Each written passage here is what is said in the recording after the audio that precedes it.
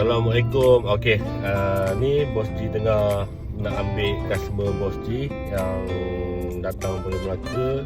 Customer datang daripada TikTok. Customer ni tak tengok kereta langsung pun. Untuk sign agreement, Bos G pergi sana buat agreement ni. Sekarang ni Bos G nak ambil dia dekat terminal, dia naik bas. Okey, jom. Let's go. Okey, Bos G dah sampai terminal bas. Okey, kita cari customer Bos G dulu lah kesian dia. Sampai-sampai dia lapar, dia makan dulu lah. Okay. Bos G nak cari dia dulu mana ya.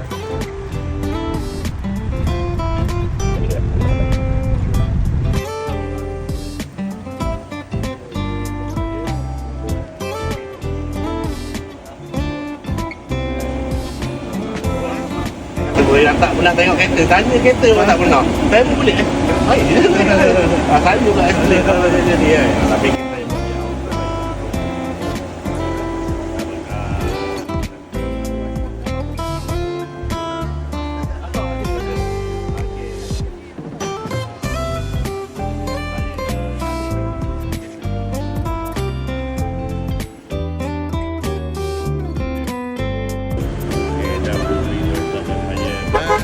yang hati-hati.